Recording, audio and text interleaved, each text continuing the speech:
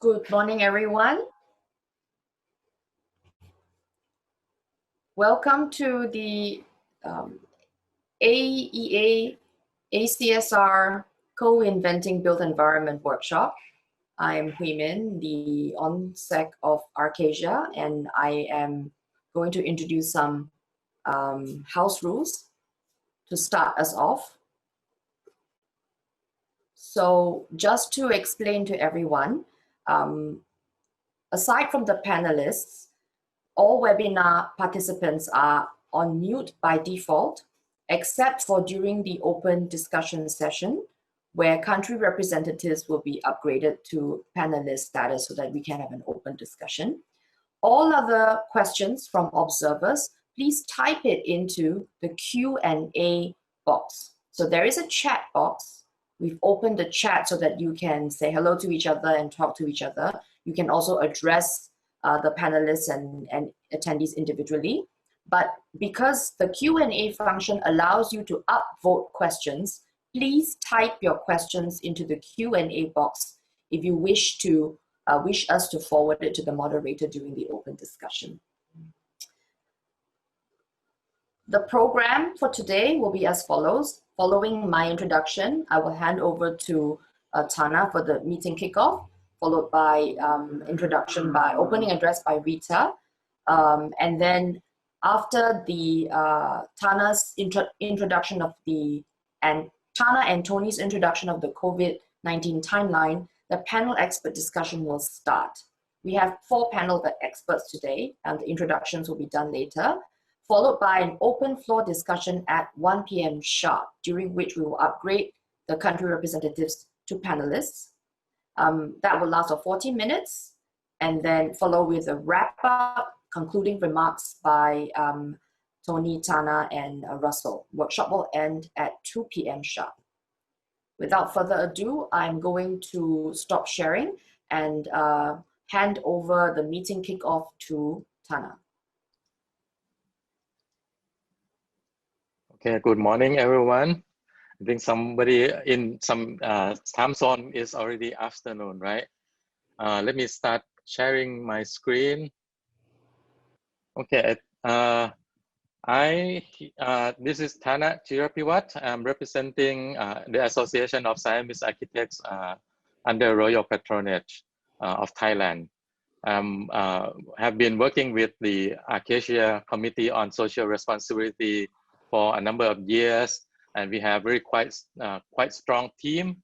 And last year, Acacia has also launched the Acacia Emergency Architects, who are going to be the organizing team working on helping society on different issues, especially in these current days. We have increasing number of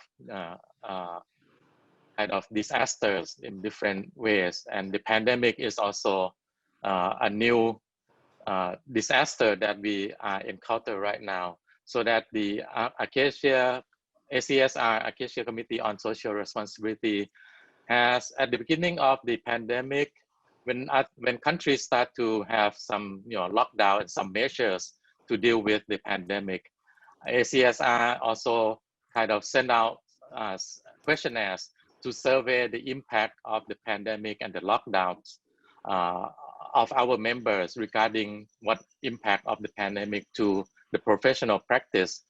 And after we learn on the impact on ourselves, we start to realize that other group of people also related to the impact that relate to our work. For example, the workers on construction sites and the coordination among architects and other professions also impacted. So then the ACSR start to expand the kind of the responsibility as it should be on social responsibility. So we start to look at guidelines that are distributed all over the world and start to kind of digest all those guidelines. And we think that there are large number of guidelines that might confuse a different group of people. So we think we strategize our task force to aiming for kind of getting a very concise guideline to particular specific group of target group, especially for those who are needed, those who are not well to do, have less option to deal with the pandemic. So we start thinking of how can we come up with such a guideline. And we said we cannot, be the expert ourselves and coming up with the guideline. So we would like to round up experts from various fields that lead to this workshop that we have, at least at the beginning of the kind of the roadmap that we have. We have panelists from various fields of the expertise. For example, Brenda from India, who are kind of have been practicing as an architect for a long time. Dr. Shinda Baram, this is a specialist in medical expert, and Dr. Panit, he is a president of the Thai City Planning Society. So he's been practicing planning and also teaching urban planning for several years. And we also have Sylvia Lam from Hong Kong, who represent the authority, the policy makers and the implementer of those policies. And the discussion today would help us to come up with sort of guidelines. So this is the roadmap that we have for our team, the ACSR and the AEA. At the beginning, we start reviewing the existing guidelines, and then we come up with a draft that I can present it over for a little bit after this. And then we ask the expert panelists from various fields to give opinion to help picking up or highlighting the issues or the guideline that should be in the final products. And then after this workshop, the team, the ACSR and the AEA team will be working on revising the guideline so that when we have a refined guideline, we will have another session, which is a public session we call the open forum in the form of webinar in November. And after that, we got the input from open public, general public, and other professions who kind of be in the webinar. We should be able to finalize our guideline at the end and distribute the guideline for our country members at the end. And so that this is the timeline. So we are now here in the workshop, in September, workshop 12 of September. So we have a few more months to proceed to the webinar in November. And hopefully by the end of the year or early next year, we should have the guideline in the form of ebook or website for people to access them. So this is the kind of the plan for the activities as the online sessions. We have the workshop today, and in November we will have the webinar to disseminate the finding that we have and revise for the guideline, and we should be able to get the more input from broader audience for the guideline, and then we wrap up the guideline by the end of the year or early next year. And the framework of the guideline will involve two domains. One is private domains and public domains, and we should think of the guideline for the short term and the long term, implementation. And the target group will be for the architects and designer, policy makers, and also for the general public. So this guideline will be a more kind of broad guideline that each country, especially the institute representing Acacia, should be able to expand it or improve it to fit the guideline, the country guideline or the country code or laws for the further implement for specific locations. And I think I would like to have Tony to go over his draft of the guideline. But before we proceed, I would like to ask Rita So, the president of Acacia, to have some opening speech for us to before we start. Yeah. Rita. Thank you, Tana. That's a very, very comprehensive rollout. Yeah. Hi, my dear colleagues, fellow architects and friends. A very good morning or good afternoon, depending on where you are. Welcome to this AEA ACSR workshop on reinventing our built environment. How are you all keeping? I hope we are all staying safe and keeping our spirits up in this unprecedented COVID-19 pandemic, resulting in severe distress in many nations, global economic recession, and amongst all the many geopolitical turmoils and natural disasters due to climate change. At this moment, Singapore, it's the heavy thunderstorm now. At this moment, the future looks bleak. Global infection had crossed 28 million mark at this moment, with almost 1 million deaths worldwide. Many countries are still in lockdown mode or some form of movement control restriction. Wherever you are, I do hope that you are staying safe and keeping well. The past 6 months has been tough and we are still unsure of what's ahead of us, but I know the sun will shine after the rain. I am glad that as a big ACSR family, we can all stand together and collectively we face the challenges ahead. Today, I am delighted that we have our AEA and ACSR workshop with many eminent panelists to share their experiences and views of reinventing our built environment. I understand this afternoon, we will look at mitigation and containment measures of COVID-19, preparedness of our profession to deal with the aftermath of the pandemic, as well as our vision on the way forward post-2020. Tana just now had given you a very comprehensive roadmap on the various programs to help ACSR achieve these guidelines. And I look forward to this afternoon's discussion and sharing and wish you all a very fruitful workshop. Thank you. Tana, over to you. Okay, thank you, Rita. So we will start to go through the draft of the guideline. Tony, you cannot turn on the mic and say, you want to go briefly over this before we start the discussion. Thank you, thank you. I think there's quite a bit of material to go over, but for your information, the guideline has been distributed to country representatives a few days ago. Hopefully all the country representatives have read through them and also have come prepared to ask questions or make comments. For the others who haven't got a chance to read it prior, I'm going to walk through it pretty quickly. Now, don't worry about the details because I think we're focusing on the major area as it's general in nature. We've got time to work out the details. And it will be published also as a draft copy for those who are interested to participate in drafting. Now, whomever wants to work on this, participate on this, we will not distribute to everybody because it's too much information. But for those, please raise your hand. All right, I will contact you subsequent to this. So I will leave you an email address. Now, very quickly to begin with, first of all, we need to know the principles of how actually the pandemic should be managed. So gathering from all the advice from the other guidelines.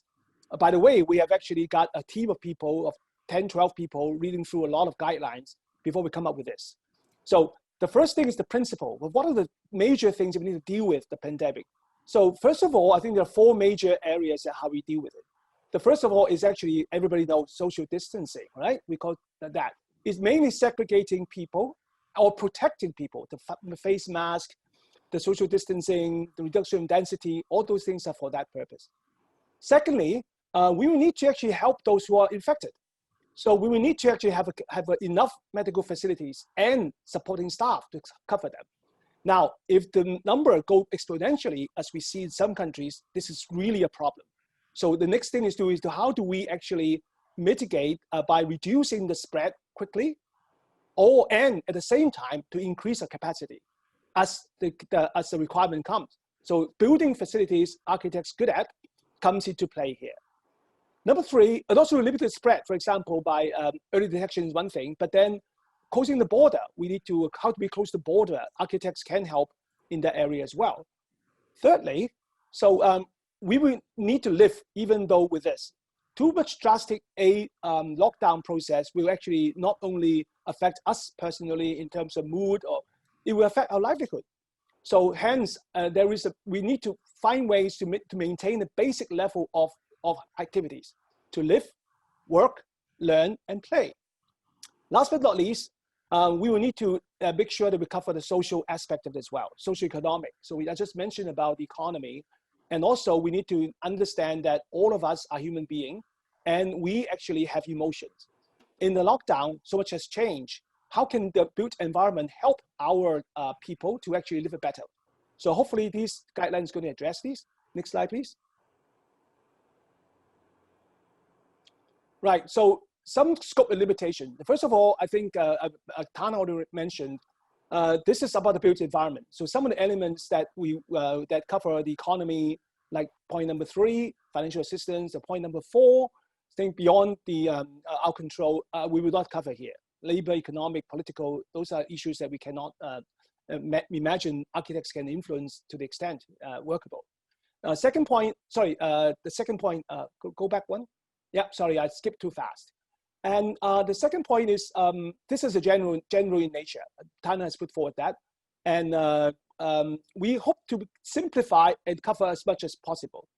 So I think there's a balance there as to how we actually write it properly. So the drafting itself needs to be carefully done. So this is requiring your work because the team has only got so many pair of hands. There must be some better way of drafting it so that people can understand it better. One of the major things we need to be careful in writing that is that we cannot underestimate there is a conflict between the risk-free environment versus many other things like social costs. You can lock down everything, the economy will go down, and economic impact, right? As well as long-term sustainability. How can we withstand? You can lock down a place for a month, 2 months maybe. You cannot lock down it forever. For 3 years, it's impossible. So we need to be careful with the measure we take. Next slide, please, thank you. Some definition about public, private, short-term, long-term. I make an attempt here to try to mitigate that. So public is actually, private is actually those exclusive by individual or a close community, like for example, family or extended family, or in a village that you know each other well. A village maybe of 30 people, 40 people. So this is a relatively safe people. Nobody will come into that space. So we can call that a private space or semi-private, right? A public domain is anything else, right? But anything else means that there are other areas like we use to transit or work and we need to shop, things that we need to live day to day in order to continue our life. So this is where the control of the people entering that space cannot be maintained. So that was a public space. Cannot be maintained, it's relatively free, open to everybody. Short term is now, right? Now until when? The reason why we do short-term and long-term is that because the first thing we need to do is to manage the situation now, to contain it. So when we actually have resources to cover long-term, we will cover the long-term immediately, even now. So I think the definition would be when all short-term measures are already done, we know that we've done all the short-term measures, we're not panicking, we're not firefighting, then the long-term comes into play. And how long will long-term last?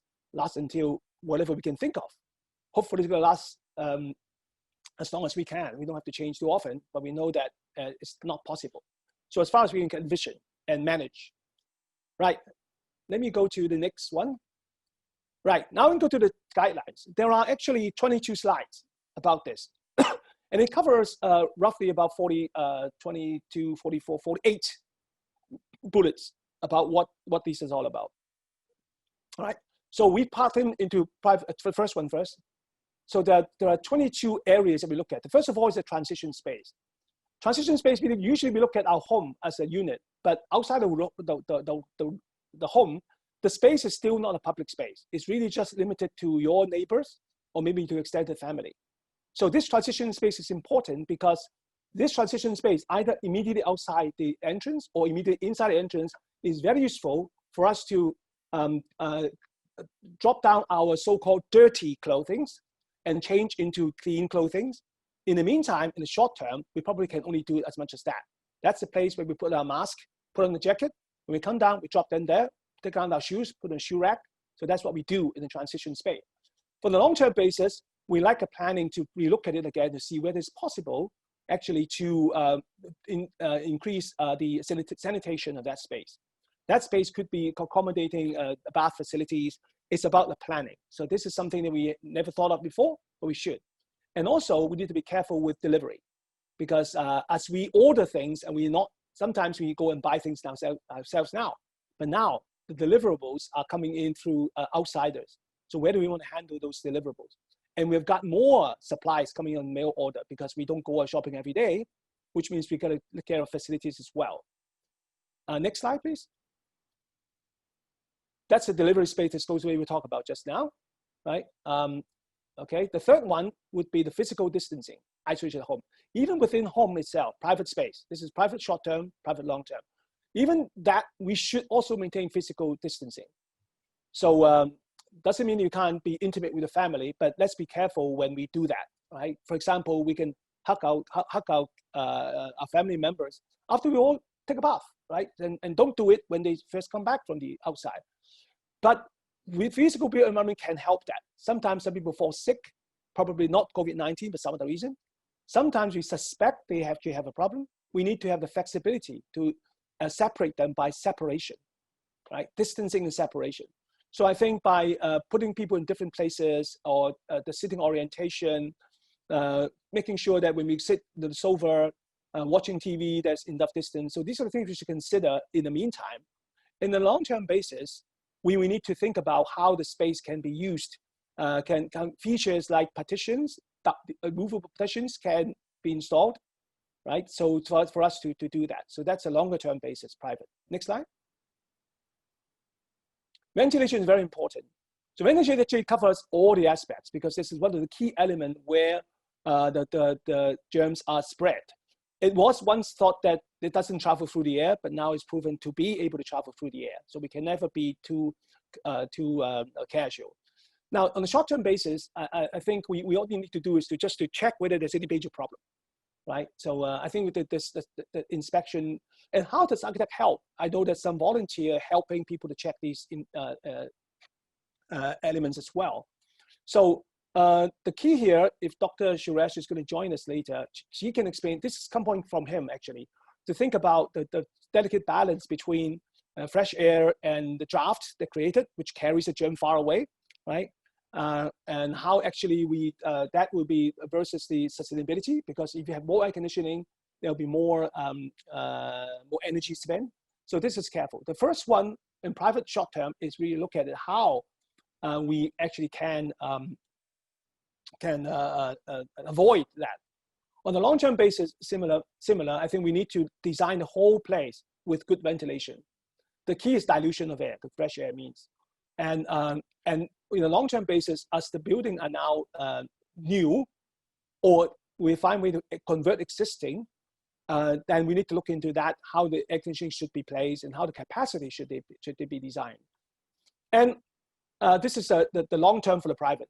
On the public, similarly, I think that similar exercise should be done, right? So it's no different from the private, so therefore put them together.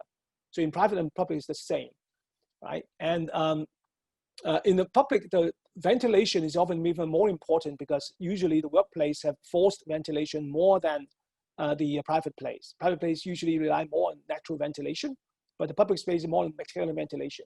The same principle apply, but the measure could be different. Next slide. Drainage is another one because hygiene, from many years ago, we know that the drainage is one thing we need to be careful with. So there are a lot of design of traps and that avoid that the germs from the drainage ever come out. But unfortunately, over time, people might forget, they not be aware. And some of the trap design may not be as good. So in some countries, for example, in Hong Kong, they have actually been applying using W trap instead of S trap or P trap, using W trap to make it extra safe, right? And there were cases, even in the SARS period, 17 years ago, that we noticed that drainage could be a major spread of where the germs are. So therefore, we will need to put in effective anti-savage traps. So this is go without saying that all the location we should actually look at that. There are other areas which in high-rise building in particular, I didn't mention here, in high-rise building where some enclosed shaft or semi-enclosed shaft, supposedly open, connect between the different floors and actually spread the disease, spread the germs because of air flow within that shaft. So that's another subject, but I think paying attention to the drainage is important. That's the message. Next one. Wi-Fi bandwidth, very critical and probably one of the most talked about things because it's a major change to many people in this pandemic. Because of the lockdown, we need Wi-Fi to conduct our business virtually. And also not only for working, but also for learning. Obviously, the school conduct virtual classes, and for playing, right? Not just the games, but then we connect with people. The social aspect of it is very, very prominent. But understanding, environment currently, many countries, many countries, some countries probably have no problem, but some countries does not have enough bandwidth throughout, particularly to the more disadvantaged people. So I think that point cannot be underestimated, that overall good bandwidth is a good thing. And on top of that, we need to have people at the gears to do the work. And as architects, also the environment, how we actually build this Wi-Fi into the place, and how do we actually have space within the private and public space to be able to conduct things virtually, so are important. Next. Now, we talked about the transition space. I was talking about transition between we flow about. But there are places that we stay very transiently, really, when you move about, right? And there are a lot of places when you go into a unit from really public space to semi-public to semi-private until you go to private. So that's a long journey for many people, okay? Now, from the day you walk into your neighborhood, you have that.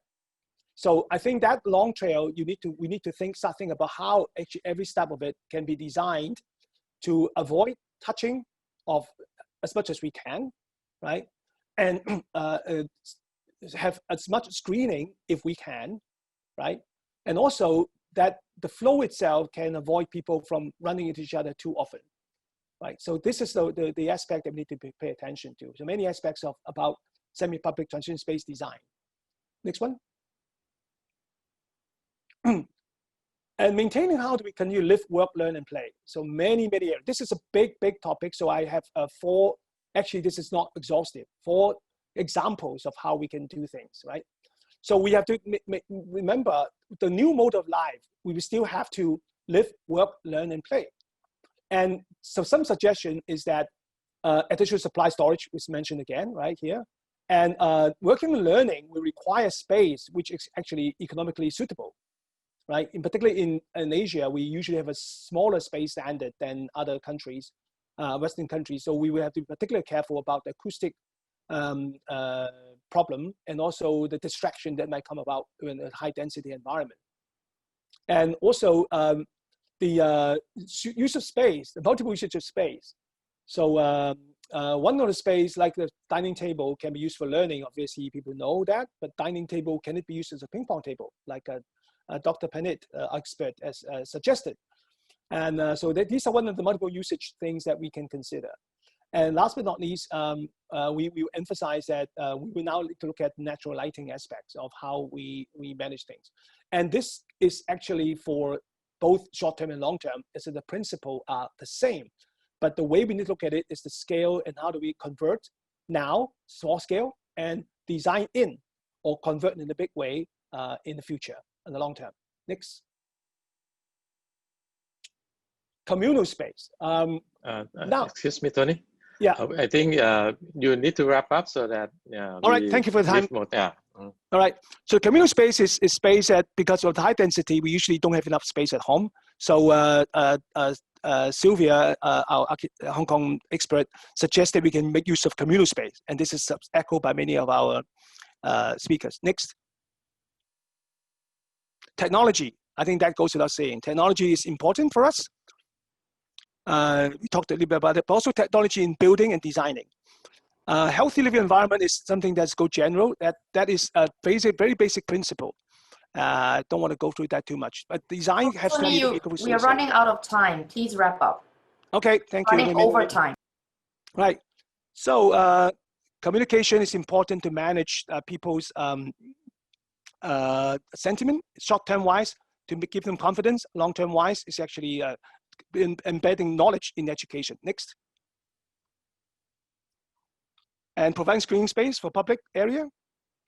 And looking at the work style changes, potentially how actually our design can suit the work style changes. Managing flow in hospitals now should be applied to everything else. Next. Physical separation and flexibility of doing it short-term, long-term. Building SOP, standard operating procedures, is something that we find that is useful if people got drilled to operate is better. And the next one is similar, how do we do contingency planning? How do we actually manage crisis? Again, another SOP, but for crisis. Building up quickly better facilities, I mentioned that before. Next. Using technology in building material and equipment, so some are existing. We're doing it already. Next. Last two is the planning review. And long term, we look at how we actually use our housing and also our city planning mix. And last but not least, how to look at the regulation reviews. So, so I'm going to move on to introduce our speakers. Actually, I think Tana already introduced them, so I don't think I need to go back again. And just want to take a check. I know Dr. All the speakers are here, except not sure about Dr. Suresh. Has he come in yet? Yeah, I'm here. Hi, Dr. Suresh. Thanks. Hi, thank you.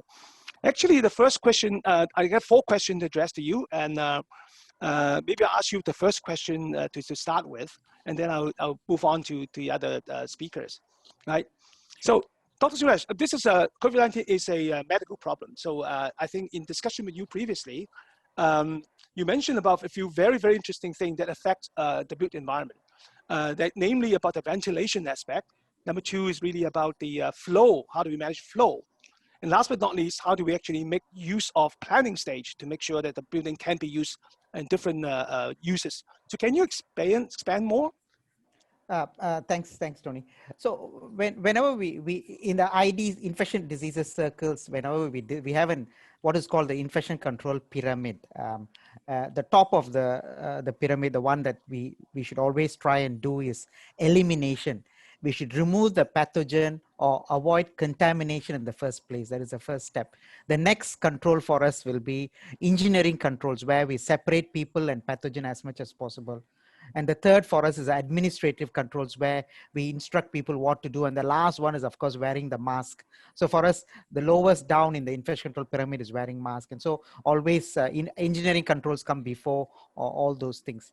So the reason why I brought up is ventilation is because it is based on our experience, what has happened in boardrooms early in the outbreak in Malaysia. We found that many of the boardrooms, there was infection spread. In fact, embarrassingly, in hospital meeting rooms where we were discussing COVID, we realized that we were spreading COVID in those meeting rooms. This is in contrast with airplanes. We have seen many positive COVID positive patients having accidentally traveled in airplanes, but we never found a whole airplane filled with COVID patients. And so there was something that they were doing right with ventilation that was not happening in boardrooms. I understand single pass ventilation systems are energy inefficient. And so we will have to come up with a more better way of air cleaning and disinfection. One of the things that we are looking at in our own health centers is upper room ultraviolet germicidal irradiation, what we call as upper room UVGIs. So air cleaning and disinfection we should consider. The other thing, of course, is dilution, as much fresh air as possible. I think we have discussing this at many times with regards to fresh air. The one other thing I mentioned about is preventing draughts, air draughts, because there has been a well-described outbreak in China, where in a restaurant where patients sitting down the air draught were all infected. But I think this is a lot more difficult to prevent in closed circles air draughts, but I presume the ones that I mentioned earlier, air cleaning, disinfection, and dilution is something I look at. But across the board, if we use a lot more open air, all these problems will be solved. So we'll have to reinvent ourselves to use a lot more open air. This is what I have to say regarding ventilation, air exchanges, and draughts. Yeah. What about the flow management that you talked to us about? Yeah, the rest is about flow. So everything in COVID now is about physical distancing, right? Isn't it? We are talking about physical distancing, and then when we look at we now talk about people should be spaced out. So we are now saying in a stadium, for example, you're only allowed 100 people or 200 people, so there's adequate spacing. But then when we realize the coming in and going out, there is so much of crowding happens during those areas, right? And so that's why I said when we design these things, we should come up with a flow where where even during the entrances and exits, there is no crowding. A good car park does it very well, you see, isn't it? A good park, there is a separate exit entrance because you don't want to collide with each other. So similarly, we will have to think about in building other places where there is a separate entrance, there is a flow. People come through one side and go out through other side. So I felt this flow should be incorporated in buildings. Thank you. Thank you. You'd also talk to us about the planning ahead of time about the multiple usages, because conversion of one space to the other. So can you explain a bit more about your thoughts on that? Yep. So we have, all of us have started using exhibition halls and stadiums. Some, in fact, Singapore even used a cruise ship to host these patients, isolate these patients who are infected, but they're very well, right? But when we try to go and do this, we realize there's so much issues there, right? Again, same issues about entrances and arranging flow. It was not very well done. And we also wanted partitions of these places with toilets, because we will have patients with different infectivity. Some of them will be probable infection. Some of them will be confirmed infection. Some of them, we are just quarantining them, but they just don't have an infection. So there should be capacity to partition these people with toilets inbuilt inside those partitions. And of course, the same questions about ventilation I told you earlier. So at least for public buildings, when we design public buildings, we will have to design with a dual purpose. One day it will be a quarantine center. That's what I mentioned. Thank you very much indeed. So thanks for the medical aspects of looking at our guidelines. Okay. So we will need some of your input when you look at through the guidelines in greater detail. I know you don't have a lot of time. I want to forward the next question to Professor Pennett, right? Our city planning expert. You know that the built environment is not just about a building. It's about from the building to the entire environment, even including countryside. Now, I know that Professor Pennett is actually an expert not only in the larger scale of things, but he also gave us a lot of good suggestions on how an ideal home should look like. So I want to ask Professor Pennett to share with us his idea of what the perfect home should look like, and also how does that extend to the city scale and also to the transport aspects of things and the land use aspect of things on the city planning aspect. Professor Pennett. Thank you, Tony, and greeting from Thailand. From the point of view of the city planning, there will be the three big words dealing with the post-COVID era. The first one is the social distancing. The second one is working or learning from home, and the last one is the touchless society. Let's begin with the word of social distancing. What do people expect after COVID era? That they will leave the dense area of the city center and move to the lower density in the suburb. And for this movement, working and learning from home could help. The number of trips in the private car should be increased in contrast to the plunging number of the trips in the mass transit. Let's say the example from China, the private car selling increased about 30% or 1/3 after COVID-19, because that a lot of people don't want to travel in the dense mass transit. But when we analyzing in detail, in the mega city with super high density like New York City, the hard hitting space or the hard hitting zone from COVID-19 are the low income and the minority living place or the living community of the poor. This group is a hard hitting group because of the poor living standard and low ability to access to the healthcare facilities. We found that before COVID era, we have just only two types of the spaces. The first one is the private, and the second one is the public space. Each of them has their own pros and cons. For the private space, that it is enclosed space with the shelter in the building. The this this private space is safe and then protect from the weather, but the virus can be easily spread from one people to all of the people who live in that kind of enclosed space. But for the public space, it is the open air that can help the better ventilation, kill the virus, but it is unsafe and limit on no privacy at all. But after COVID, a lot of city planners are proposing the new uh, the new kind of the space that so-called semi-private or semi-public space.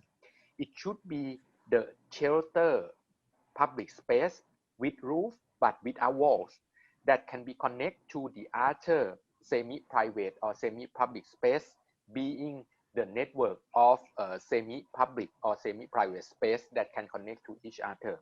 So the people can use this kind of new semi space for some kind of the activity that don't want to be enclosed in the private space, but don't face the rain or the weather outside the building. For the travel that will be changed, we are talking about the sharing economy, bike sharing, the e-scooter sharing, carpool and vanpool. But that word is come from pre-COVID era. But after COVID era, the sharing economy changed themselves. London invests around £2 million for the pedestrian sidewalk and bike lane that want to bring about 14 million people bring out from the mass transit and the private car to walk and bike.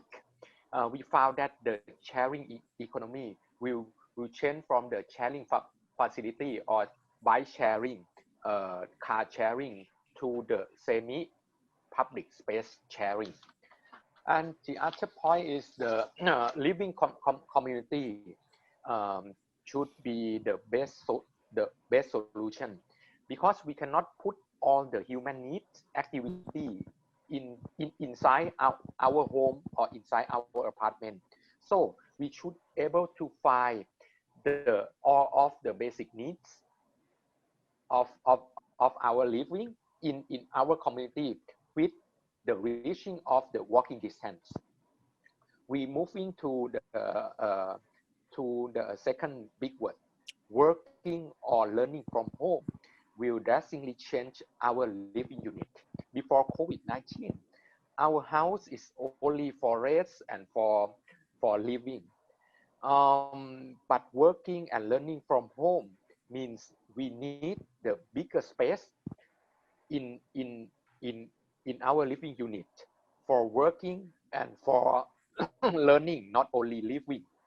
So our office and our school move to our living unit. So it should be well planned. Some of them that some of them have to move to the community center for the sharing space that better than living in uh, moving in our home. Um, the last one is a touchless society. Everyone can go outside and go back home without touching anything. Thanks to the electronic and the internet technology, we are moving to cashless and touchless society, but keeping in mind, some cities in the USA cancel the total cashless payment because the minority or the low income people cannot use it. They don't have bank account. Finally, those three keywords: social distancing, working and learning from home, and touchless society will rule our life after COVID-19. But all of these keywords are costly, and this movement have to be very consider in the equity issue at all. Thank you so much. Thank you, Professor. Thank you.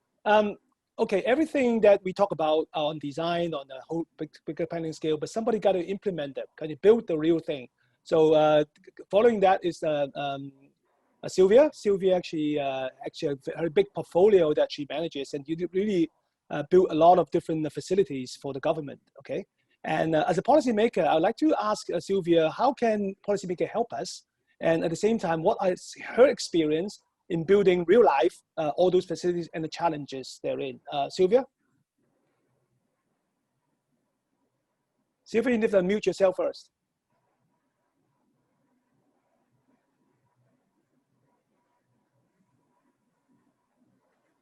I don't think she can mute herself yet. Okay. Good. Hi. Hello, everybody. Hello, Tony. Should be good afternoon in Hong Kong.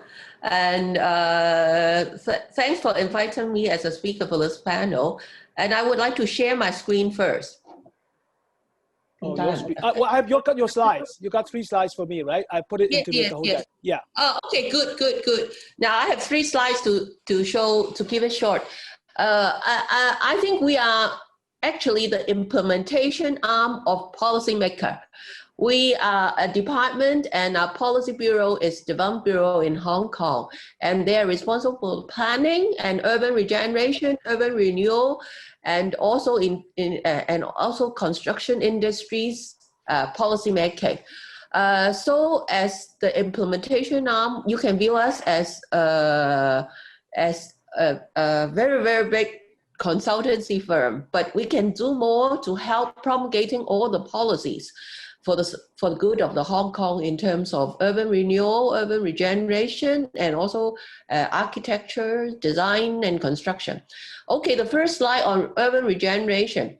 Actually, the government got the Urban Renewal Authority, URA, to holistically responsible for doing the urban renewal.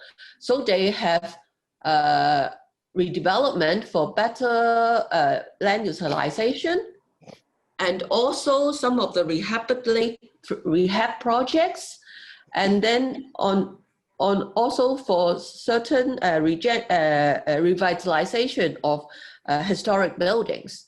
And for us, sometimes if it is on the public sector projects, we do involved with this kind of urban renewal. And there are 3 examples, which is an old cattle depot. Actually, maybe 50 or 60 years ago in To Kwa Wan, there was a cattle depot, a slaughterhouse, but now our department responsible to regenerate it and then make it into a cattle depot park. And the other one is a police merit quarter, but it is now transformed into a place to cultivate or cultivate local artists and the creative industry. And the third one is the Yamate Theater. And it was a theater, and we adapt and reuse it as a place to nurture or the Chinese opera, the smaller scale Chinese opera lyrics. Okay, and then the next slide.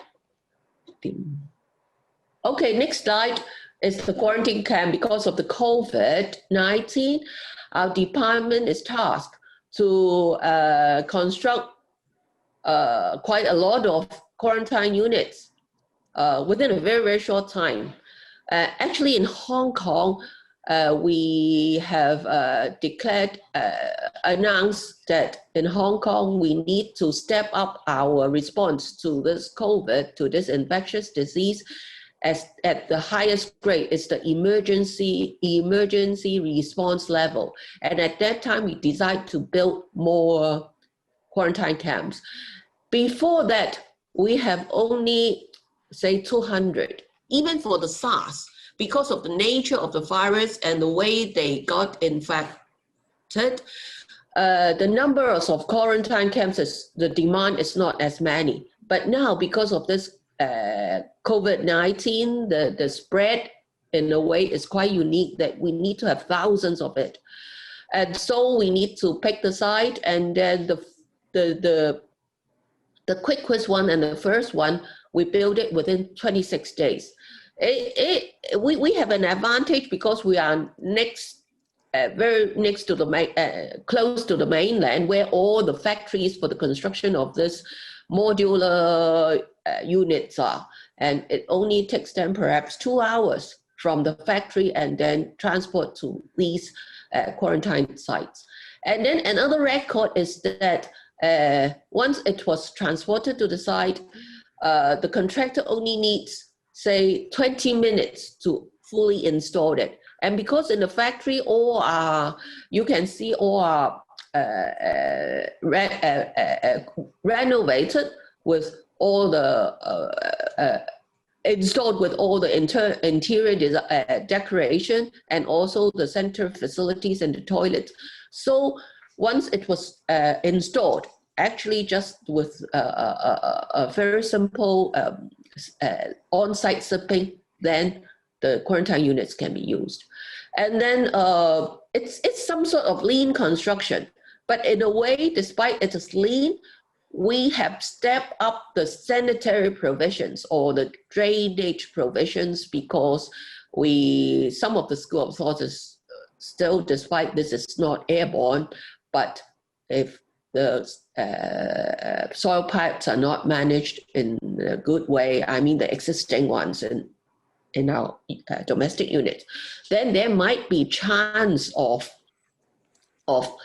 some infections in a way. So in doing this quarantine facilities, we are really concerned about the drainage design, and then we step up to delineate between the soil pipes from the WC, the wastewater pipes from the wash hand basin, and also from the floor drains, and also for the air stack, we have it as high as possible, so that despite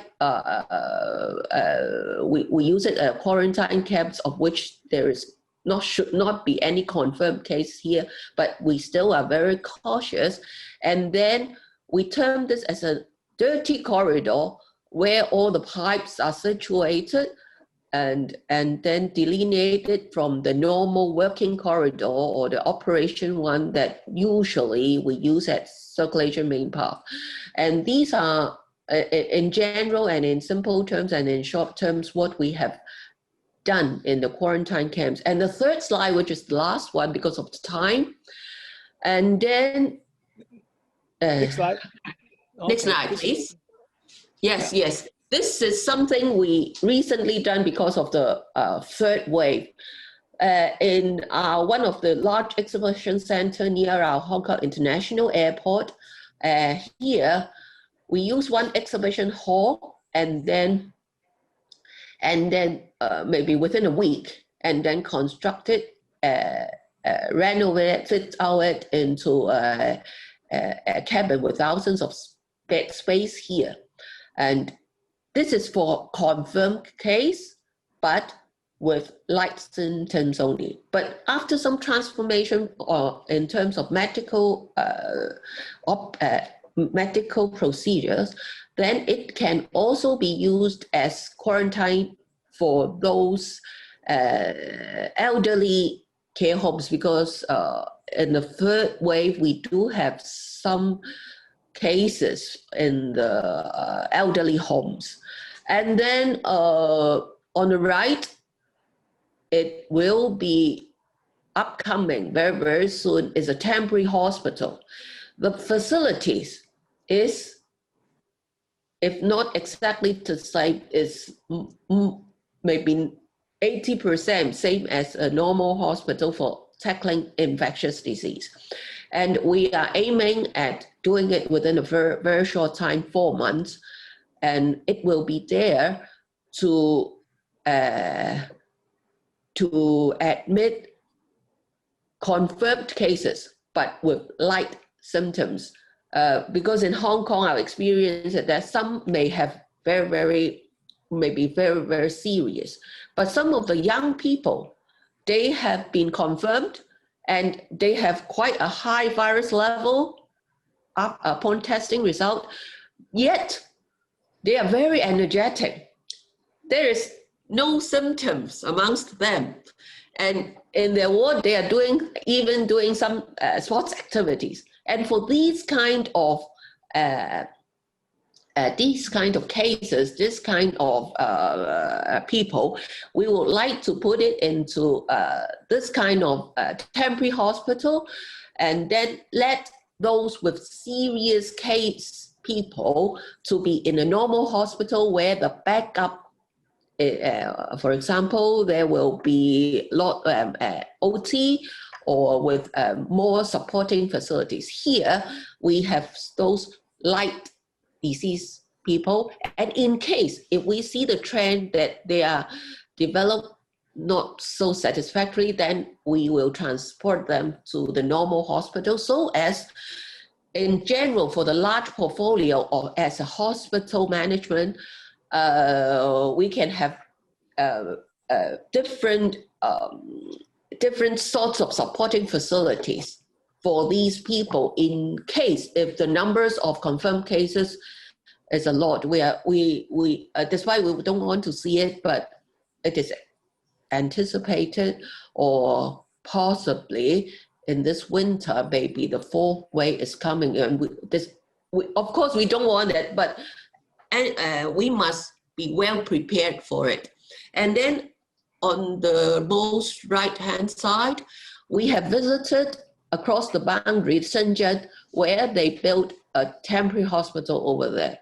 And then fortunately, or you can say it's fortunately, actually after it was built, they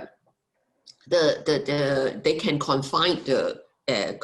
control the spreading of this infectious disease, and the utilization is not high over there.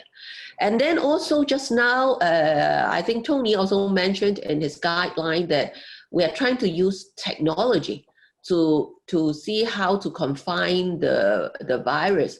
And you can see we are also using some of the new technologies, or some technologies available.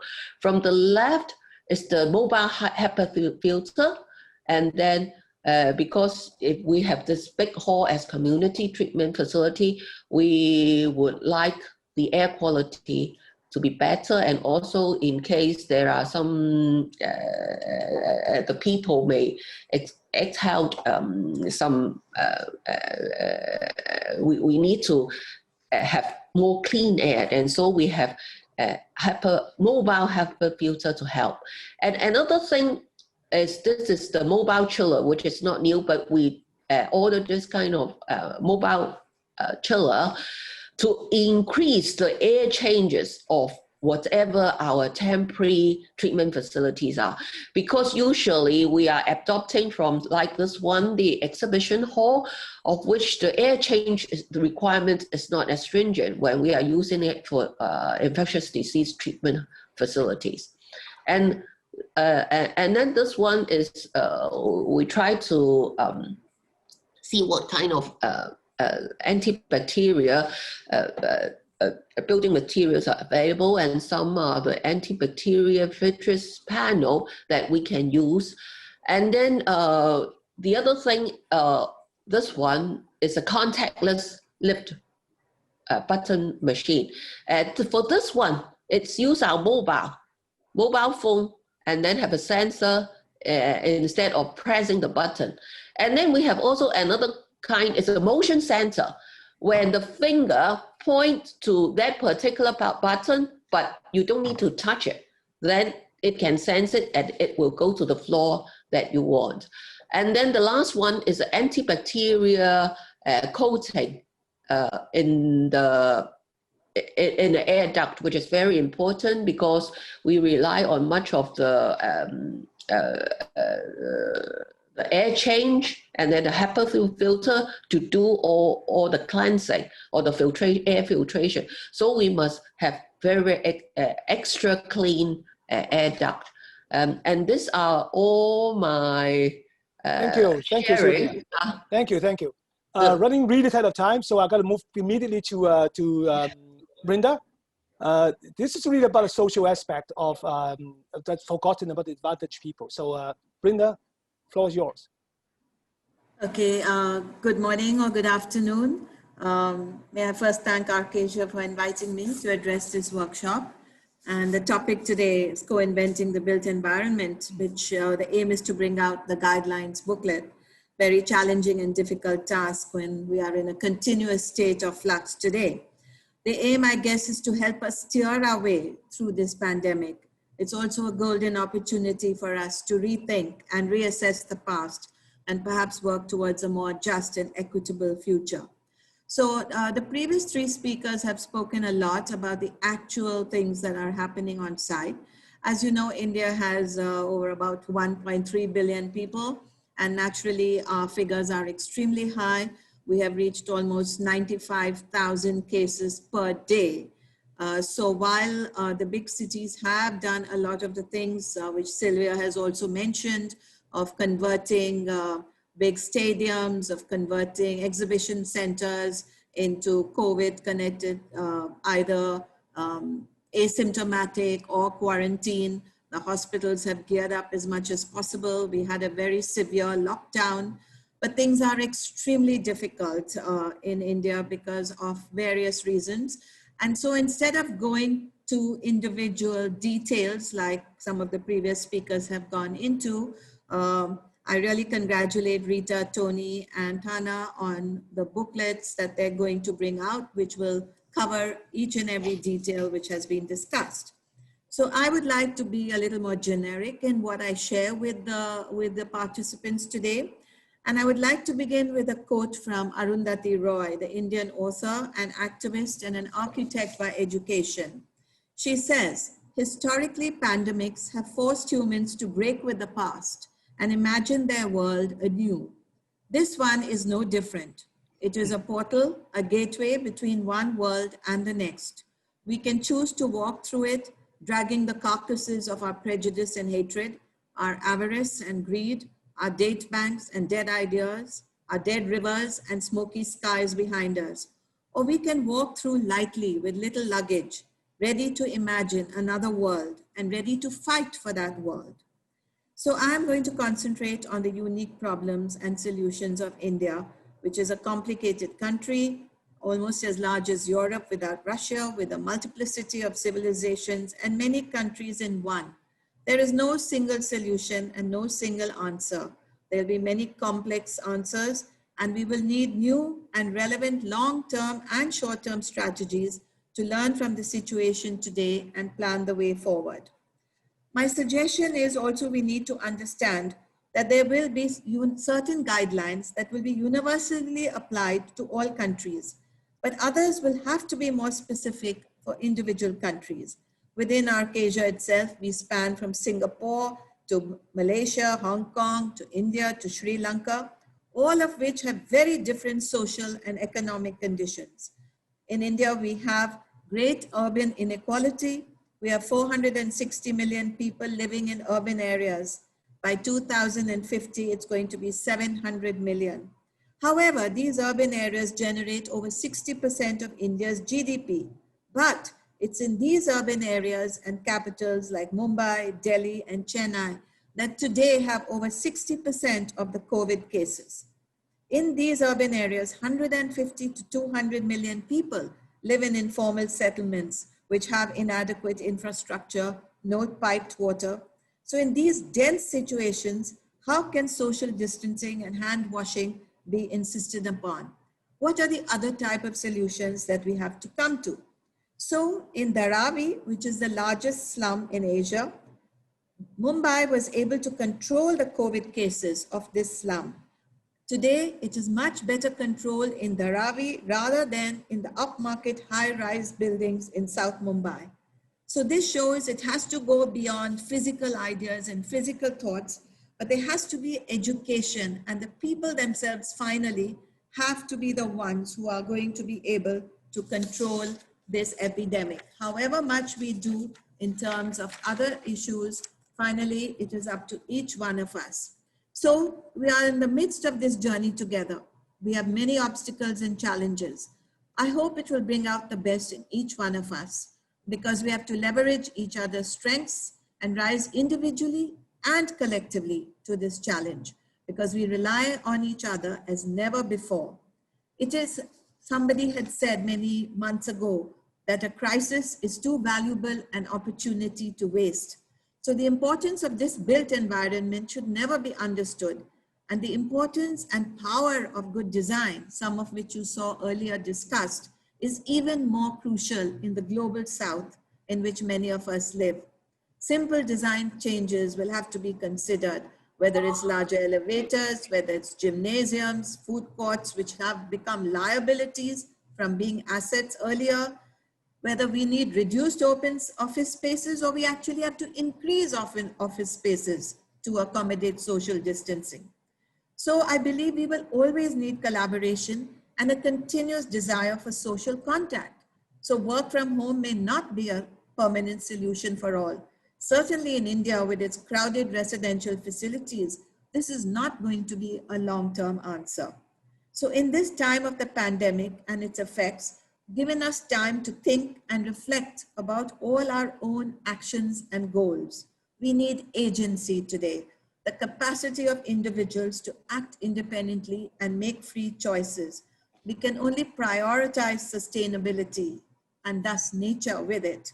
We have to redefine our lives and thoughts also with all these physical discussions that have gone before. We need to discuss and debate, but always with hope. Thank you. Thank you, Brenda. Thank you very much. We are about 70 minutes late, but it's okay. I think we will keep the discussion time as long as the original plan, 45 minutes. I know that it may not be able to finish everything, but it will be, discussion can continue after the meeting, all right? So you may be a few minutes late. Now, first of all, let me thank all the 4 panelists. Thank you very much for your input. And I'm sure some question will address to you as we move along, okay? And if there's anything additional you want to add, you may want to do so as well later. Now, I see a lot of chat coming in, a lot of questions, but before we go to the chats, may I ask the country representatives, any question from you that you want to raise? Can you let me know who would like to speak first? Questions or comments, please.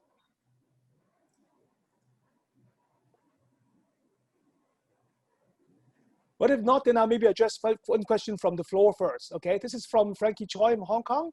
The question is addressed to Dr. Pennant.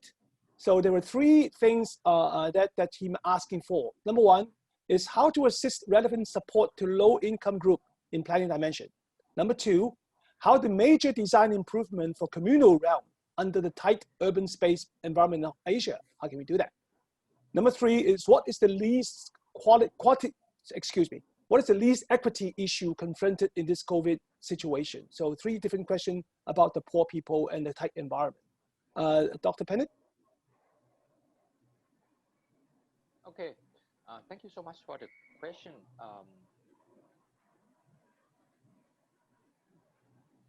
Hello, Dr. Pennant, we can't hear you. We cannot hear you. Yeah. Hello. Yeah. Can you kind of come good. closer to the mic? Yeah, closer to the mic, please, Dr. Pennant. Okay. For the question about the poor, what is there are the several solutions from several countries. Most of them are focusing in the public housing. They thought that public housing will help for better quality of living for the low income and for the minority groups. And the other point that if you have the good public housing, that means you will have the better space for the like I told you, for the semi-public space, and you will have the better access to the healthcare facilities. What I told you that there are about 70% of death in the New York City that they are poor people or the minority groups. But for the rich or the middle income people, if they infected to the COVID-19, they are able to access to the better healthcare facility that can help them to cure the to kill the virus. And let me have the third question again, please, Tony. Yeah, okay, just a second. I have to go back to the set of questions. I answered it, so just give me a second, all right? So sorry. The first question is really on the also on the underprivileged. Mm-hmm. Is on what is the least equity issue confronted? The most inequitable situation confronted. What is the most inequitable situation you can see in COVID-19? The most point about the inequity. That means for the poor people, they have no access to the healthcare facility if they infected to the COVID-19. They don't know whether they are infected or not, and they will stay at home or they will go to work until they are very ill or they are in the severe situation. But the main problem is they don't have the high or the better quality of their own communities. They have to work. If if you want to work from home, when we are talking about the working from home, we are talking about only the middle or the high income people. For the poor people, it is quite impossible that they can work from home. For example, they are seller in the 7-Eleven shop. They are the dirty job worker who clean the sanitation system. They are the janitor of the office building. They cannot work from home. That means for the major inequity problems come from their living quality and their working environment. Yeah, in a nutshell, it's really poverty you think is the most critical one, right? Thank you. And there's a point raised by a certain Mr. Mustafa Kamal Zelkerman about density. I think it's an interesting point. I just want to raise it because he was talking about density should not be a problem, but crowdedness is. So that's a different concept. Now, we probably can look into that area. So thank you very much for bringing such a good point. There is a question raised, I think it's towards Sylvia. Sylvia, there's a question from Pam Mumtazah Mustajab. Sorry, if I pronounce your name incorrectly. So his comment is excellent idea on transforming QC into housing units or holiday camps. How thorough will the sanitization process be as C19 now is going through various levels of mutations? So Sylvia? Okay, thanks for the question, but I think sanitation for this particular COVID-19 virus is not that difficult. According to our health expert, fortunately, this this virus is very easy to be infected, yet it's also very easy to be killed. With some light soap, with chlorine, or with temperature not so high, over 30 degrees for lukewarm water for some time, it's easily killed. So that's why very, very effective way of protecting our oneself is that always wash our hands and then use those cleansing gel. It is very effective because this virus is easily killed, and that's so the problem of sanitization and reuse is not a problem at all.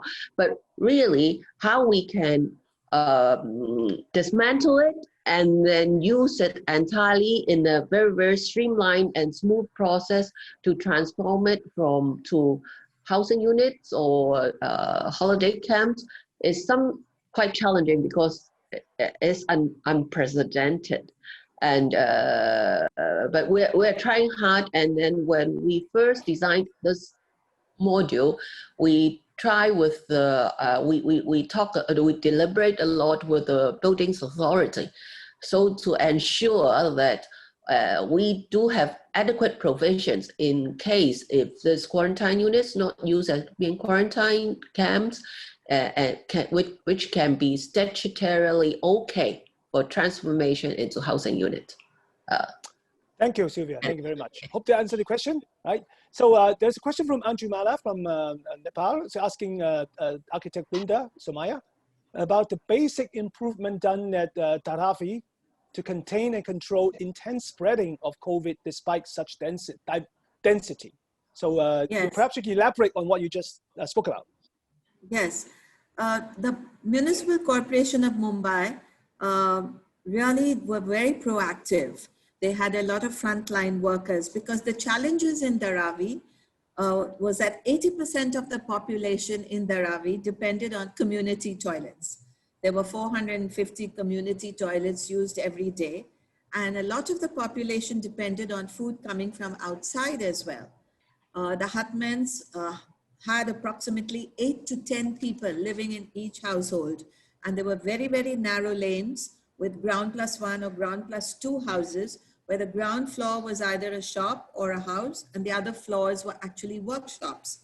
So what the government did, because this really was their nightmare, so there was a very early intervention in this area.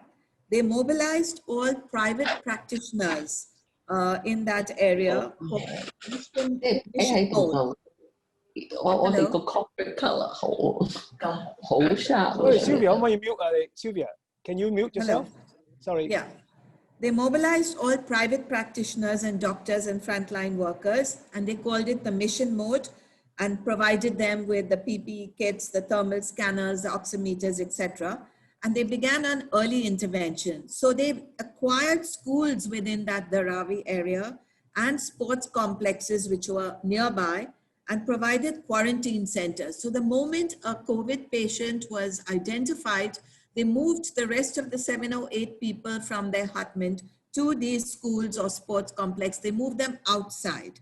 They also identified cases and isolated every suspected patient.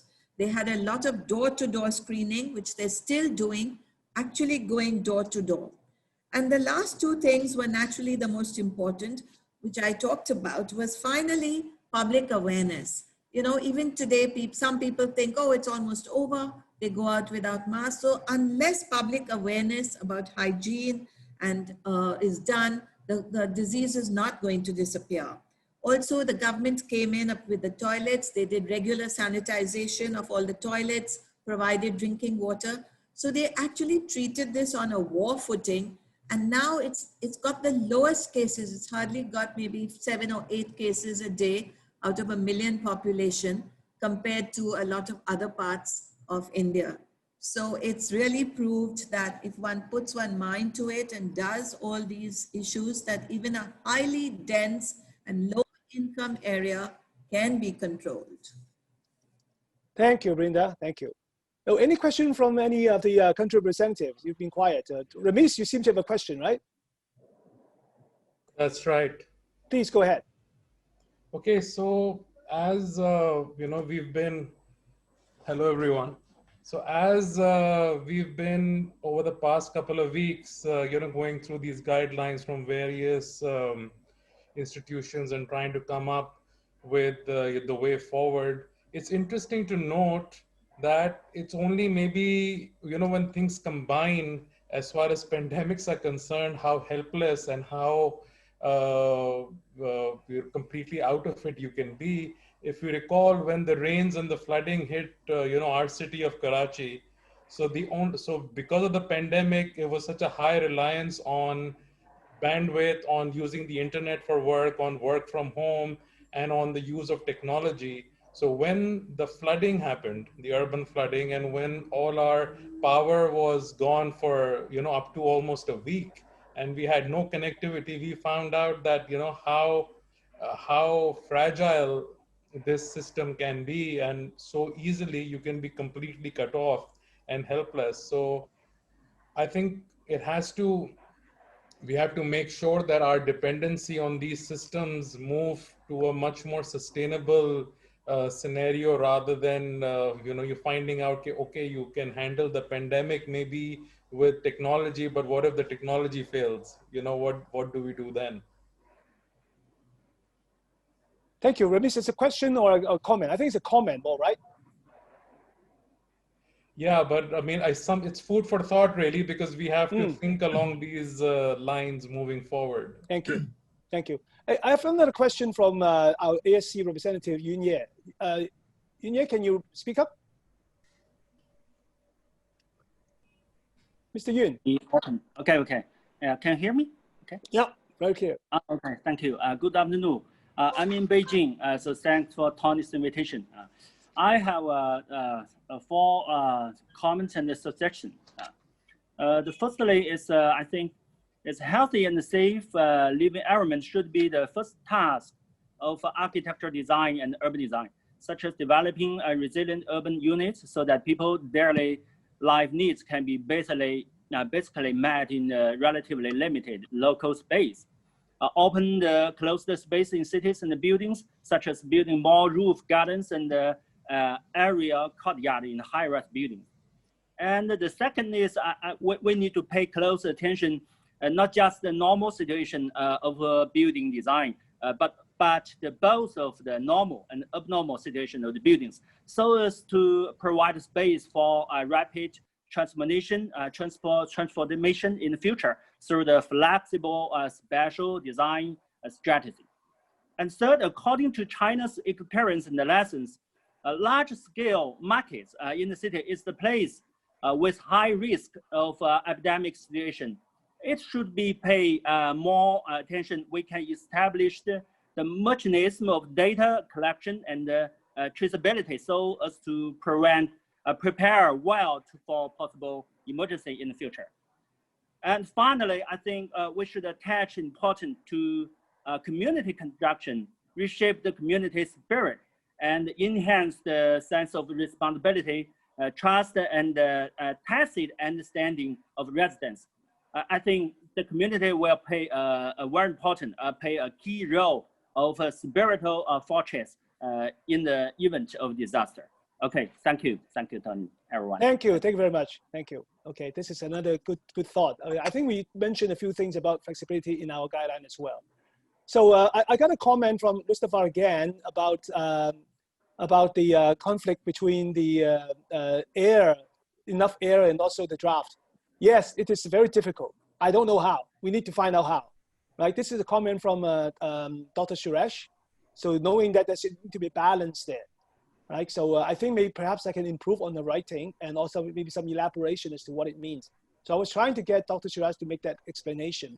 We can take it offline as well, Mustafa. I think I will connect with you. Tony, can I make a comment on that? Yes, thank you. So the idea is, the drought makes sense. It becomes a problem only if you're recirculating air, wherein it is the infected air that is flowing in one direction. If there is a lot of if there is a lot of fresh air coming in and air exchange is improved, the air is no longer that infective. Then the drought does not matter that much. So the drought makes a lot more sense if the recirculation. So if you take away, if you have less recirculation, then the drought is not a big issue.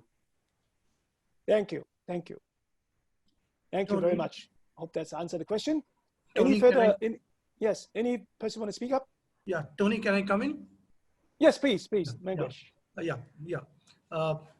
Firstly, thank you, my mentor Brinda Sumaya, for having accepted our invitation at ACSR and for valuable inputs, ma'am. Thank you. Thank you. I would just like to, address certain issues that we have been seeing for last 3 months with the entire team of ACSR. Now, globally, when we are working on, this impacts of COVID and how we go ahead, I think there has been a lot of talk about, the residential sector only. And, and finally, I think it is equally important because finally it boils down to health index and safety of a human being. But I think now gradually in the long term, going beyond short term, we should also start looking at a roadmap which looks at all other land uses also. When Tana spoke about live, learn, work and play, especially work, We need to see that, how hospitality business, how institutional industry sector, how healthcare facilities, how industrial, manufacturing processes, how issues related to real estate, all of them contribute to these guidelines. We have to see that these guidelines become all inclusive. I'm talking about India or maybe some other countries which are on this part of the world in the subcontinent. There has been, a lot of migration also which is happening from urban areas to rural areas, which is a reverse trend. So in terms of impacts on architecture and planning, what are the impacts that a development is having in terms of COVID? Whether, our policy makers are paying attention to relooking or revisiting at current guidelines in terms of regulations. I think it's very important to look at all inclusiveness when we look at architecture and planning in this particular case. So when we look at technology, everybody's talking about technology and environment being introduced to work from home. But we need to see how friendly and how user friendly the technology is, because 60 to 70% of the population, is not very well equipped with this kind of, futuristic technology trends. So I think, this is equally important through these guidelines that ACSR is making through Arcacia. We have to see that we get into a process where education is one thing which reaches the architects, policy makers, and the audience in terms of masses. And second thing is, how emotionally and how psychologically a person is going through and how he is understood through these guidelines. Basically, this happiness and the health safety of that person needs to be looked at in a holistic manner. So let's post-pandemic, let's look at this entire process, not only in terms of housing, but let's look at in terms of, larger context, so that, co-inventing built environment becomes all inclusive and holistic level. Thank you. Thank you for the comment. Any other questions that raised? I know that there are another question about the poverty issues. I think we discussed a lot about it, and I welcome anybody actually who are interested in that. We'll continue to discuss that offline. All right. So and comment on our guidelines. Now, this is from Jayantha. Okay. Thank you for the questions. Don't you think that we need to educate our future professionals in using technology to build sustainable buildings? So technology is sustainable, which encompasses all the requirement of handling a pandemic situation. I think the answer is not so much whether we should or should not, but whether we can or cannot. Because in discussing with all the panelists, they all agree that education is important, right? So I think I'll address that question to Sylvia maybe, because she actually has the practical knowledge and also the experience, and she emphasized on technology as well. So Sylvia, you mind taking that question about the need to educate, or perhaps even how, our future professionals using technology to build sustainable buildings? Okay, thank you for the question. I think no need to teach them, especially the youngsters are very energetic and very positive in using technology. And I think it's really how we can steer our resources to have this technology fruitfully used. And I think we are doing something, especially our Development Bureau, the policymaker on construction and architecture and design, in that 2017, they promulgated the Construction 2.0, where they want to use innovation and amongst others initiatives to boost the the construction industry, to make our productivity and also to construct better for the Hong Kong.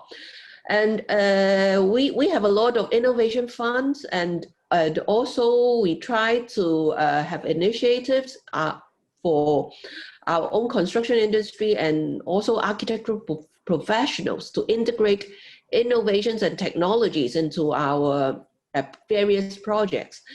And so I think the momentum is there. And just now in my last slide, I'd also mentioned those technology that we used in order to combat the virus this time, and it's all some of the initiatives that our profession and also the construction sector used.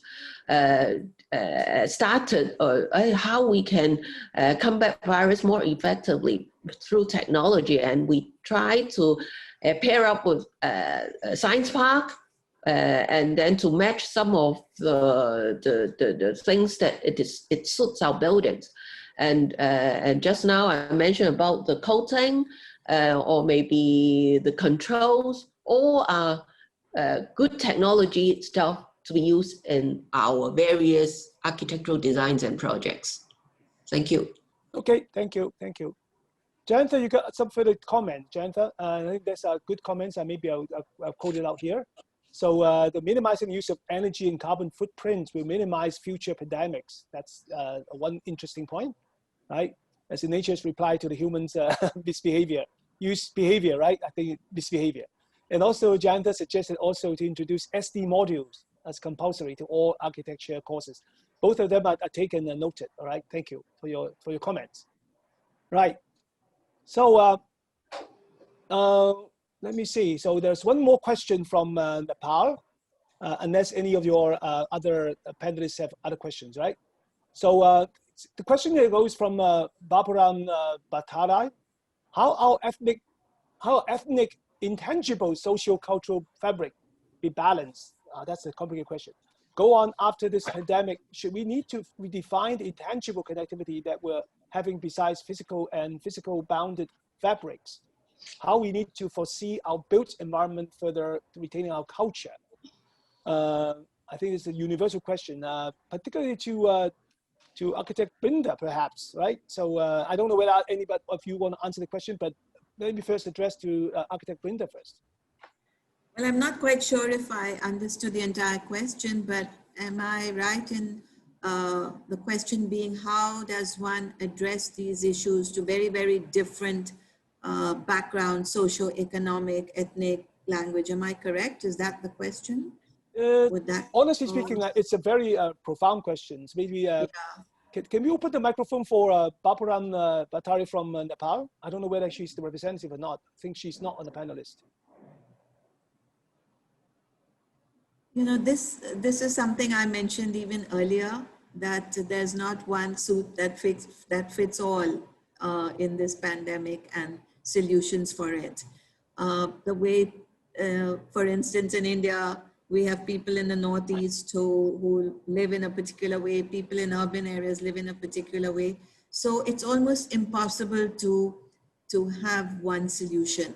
I think it's not going to be easy. It's going to take a lot of time for the entire world to be able to understand how they have to live with this. I don't think it's going to be the last pandemic. And I don't think that the vaccine is going to just make us all absolutely fit and strong and go back to the old normal. So the real challenges are how is each social setting, each group of people, each community, each ethnicity, each language and geographical community, how is each one of those groups going to be able to modify the way they live, the way they study, the way they work, to the new normal.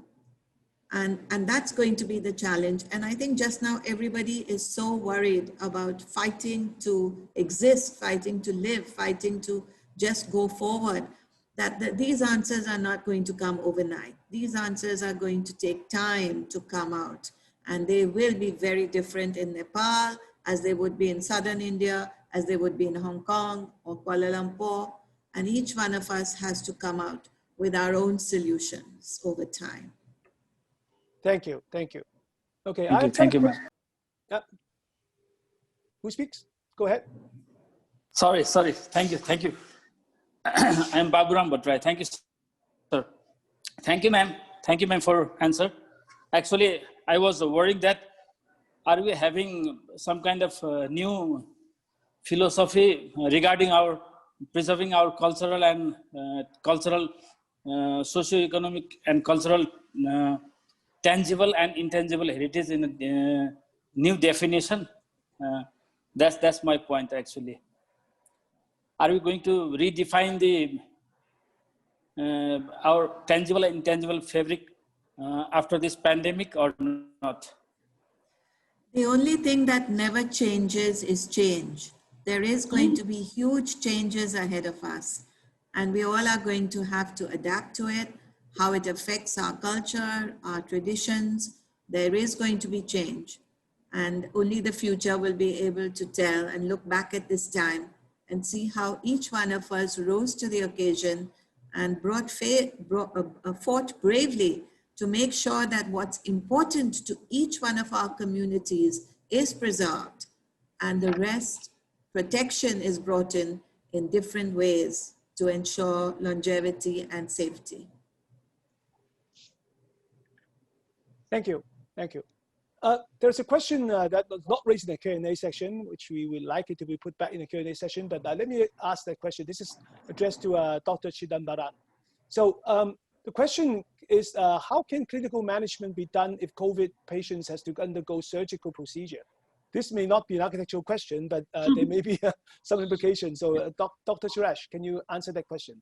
How can clinical management be done if COVID patient has to undergo surgical procedures? I mean, it is happening now. Some of the patients require surgery, and we have negative pressure OT systems that are used to operate in these patients, and the doctors wear positive airway, positive pressure, what do we call it, PAPR sets to operate on these patients. And so we have a negative pressure OT system. Traditionally, OTs are positive pressure, but we have negative pressure OTs where these operations are done. Okay, thank you, thank you. There's a question raised by Maktuba Khan, right? A nice comment saying, we know Hong Kong has responded to the pandemic very well, and situations have almost gone back to normal at many places. This is not true. I don't agree. But I wonder how education environment, schools and universities are responding to the pandemic space-wise in terms of maintaining social distancing, but also encouraging social interactions. Now, I think the question probably better answered by China, right? Can Mr. Yun, Architect Yun Ye, will you be able to share some of your insights as to how China did it? Because Hong Kong is still very much restricted. Then after that, I would like Sylvia to also answer that question. Education organizations, how do we actually do it better? In China, is architecture education about it? Hello? Hello? Hello? Yeah, Hi, Tony. Yeah. Excuse me, can you reply the question? Okay. Yeah, how, I mean, the situation gone back to normal in many places, but what about education environment? How does schools and university responding to pandemic space-wise? Now, in China, for example, in Tsinghua University, so now is all the university is now is closed, and if there's no special need, so the student and the teacher they cannot go out. But you know, in China is the university is very big and it's closed with the walls and the gate, so it's very easy for them to make the control of the student outside. And now in architecture department, and we have some for the educational architecture educational things, and we have some subject of the how to make a new different ideas of the architecture and urban design of for the COVID-19 this kind of question, and we have some new. It's different before the COVID-19. It's now it's the new system of the architecture education. So this is the two kind of thing. Yeah, I think. So Sylvia, you have anything else to add to that? Yeah, perhaps for the schools.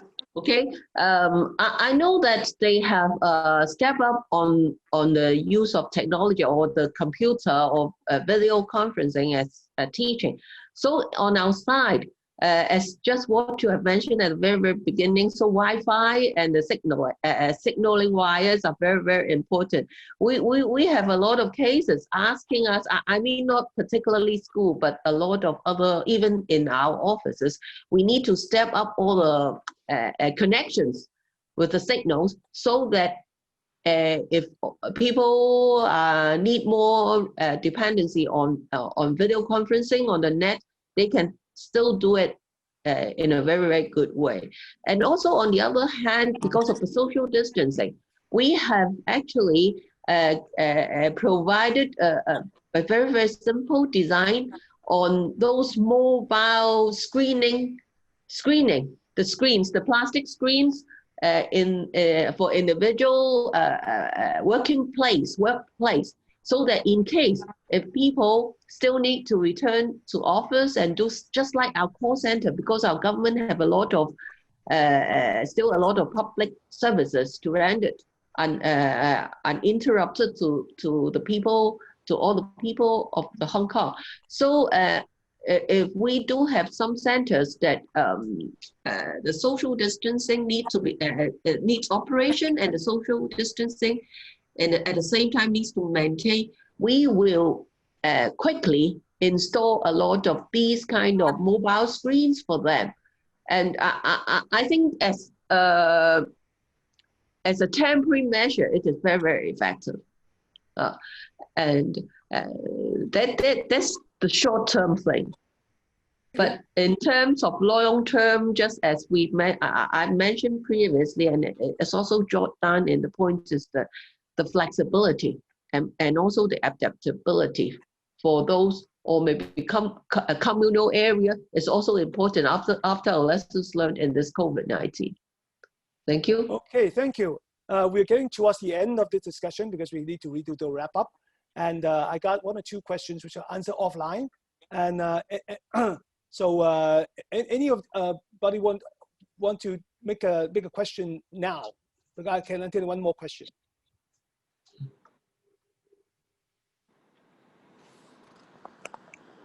Can I add one? Hi. Yeah, just one. You're the last one. So go ahead. Okay. This is Suraj Karan from Nepal, Sona. I just want to question the same thing. What about this psychological part of this thing we need to consider? The need of some terminology which is psychosocial interaction, which is in a way very much important because the coming year ahead will be very difficult for all the aspects like the economic and social. So aren't we, don't we need that kind of thing? Because the last week, what happened here in Kathmandu was like, because there was some traditional jatra. It's a festival. So there was some kind of a small riot because some people, they wanted to do that in spite of all this lockdown because of the belief, and then government was trying to resist it. So there was some kind of riot. So it is possible that this kind of eruption could happen again and again if this because this COVID we still have to follow all these guidelines. So my question is how this discussion, this guideline would summon the problems. Thank you. Who hope you want to address the question to? Maybe can I answer? Yeah, yes, please, okay. Sylvia. Yes, I was. Yeah. I do think this is very important, the psychological aspect. But for this one, perhaps as architect, how to tackle it may be a little bit remote. But what I'm thinking is the mainland is doing very, very good on this, is on the universal community testing, which they are helping Hong Kong to do it now. Because of the universal community testing on whether you are being infected by this COVID, then and then do the delineation within different districts in the society, then it is very, very effective. Then they can open the up and return certain activities. After all, we all are human, and then we term it infectious virus, antivirus fatigue. We are tired of all those wearing masks and also departing from social activities. But with this kind of testing and confirming a group of people, a large group of people are okay and they're negative, then we can rearrange a lot of social activities with confidence. And I think this is something very good to do. And I'm not sure whether Professor Yue got any insight on this. In Beijing now, I think maybe one part of this the person is they cannot use wear the mask. Sometimes it depends on the situation. If we go to the market, we in the meeting, so we must wear the mask. But in the outside of the city on the street or the plaza, there's not the big dance of the people. So we don't wear the mask. So it depends on. So now is in the government. I think most of the people in Beijing have confidence and the trust in government, because now is very, the transparent from the information from the government. So we believe and we trust each other. So I think now the situation is better and better, and it's go back to the normal. And it's one important thing is this month, this week, Monday, and my daughter is just fall grade in the primary school. Go back to school, and they have something to do. Is every day we must declaration of the body thermal temperature must declaration, and in the classroom every student must wear the mask. But in the outside the playground they can they can take off this, and the teacher and have the in the noon the lunch is separated. It's grade 1 to grade 3 is eating in the classroom, but the grade 4 to grade 6 is in the dinner room. It's a big dinner room in the school, so it's separated and a different time. So it use many this kind of strategy. So I think we can control the potential spread of the COVID-19 is very well. I think so. Yeah, I believe it. Okay, thank you. Okay, thank you very much. It's a very heated debate, and there's some more questions coming in, but I'm afraid I'll have to really stop here and wrap up. So I'll pass on to Tana. And again, thank you for the speakers and all of you to contribute to this. We will answer your questions, which has well been answered offline in writing. Thank you. Tana? Okay, I think we learned a lot. We got a lot of information. I think initially when we said that the target is to have this co-inventing built environment, but also related to that we discussed even beyond the built environment in terms of the physical. We see some comments or ideas about the cultural, intangible kind of property of the environment that we have, also in terms of the social, psychological impact. But I think at the end, we will try to kind of bring it back to related to the built environment in terms of the property of the built environment that can respond to cultural, social, economic, and also, the kind of medical hygiene and stuff. I think, thank you everyone for joining the session and having a lot of input and actively participating the session. And also thank all the 4 panelists who has provided quite good detailed ideas. The next step is that, since we are aiming for the co-inventing, we would like to ask our panelists who are now including the country ACSR representatives, and also the participants who attend as the attendees quietly in the background. I think Tony will send the document through email from those who registered, right? That we have email. so that we would like to ask everyone to continue your participation to help us wrapping up the kind of draft final guideline for November webinar. And sorry, Tana, jump in here. Yeah. All of you who are actually attending the meeting, if you would like to participate in the review itself or amendment itself, please send your email address to me. So I'm going to write it down onto the chat box for everybody. And please send in through the email address that I have, okay? So thank you. I will be most welcoming your, and I will share also the other information with you in case you're interested. So you give me your email address, I will share with you and then seek your contribution. I would like to highlight, there's still one more. Russell will be speaking. So for those who are we have not finished yet. Yeah, Sylvia, we have not finished people yet. are leaving. So I just wanted to highlight that. And one other thing, when the webinar finishes, you will receive a thank you note. That thank you note will also have the AEA address, which is Tony's email address. Thank you. Email address.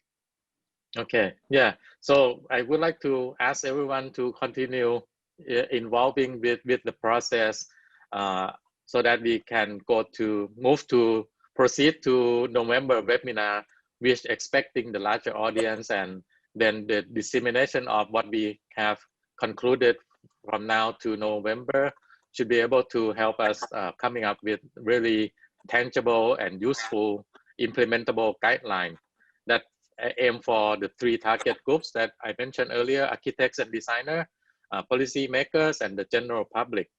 So I think to wrap it up, I think I would like to ask Russell, the chair of the ACSR, to have some comments and closing speech, please. Yeah, thank you, Tana. I think it is wonderful forum and workshop. Good morning, good afternoon, and good evening for everyone.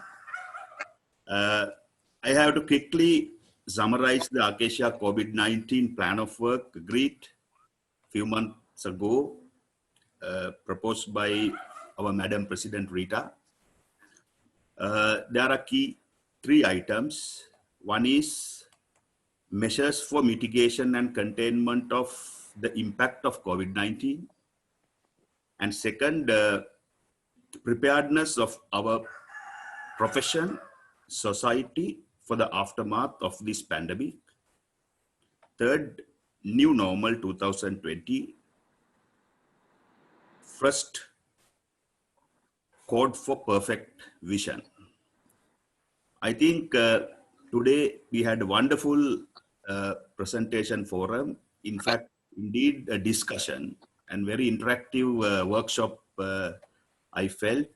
Thank you everyone. First of all, I am very happy to see how dramatically AEA ACSR collaborative workshop addressed the 3 key thrust areas prudently and planned manner. Great speeches, I would say a fantastic forum for knowledge sharing and dissemination, surely beyond our expectations. We have to thank all the speakers accepting our invitation and immense contribution made for this wonderful workshop.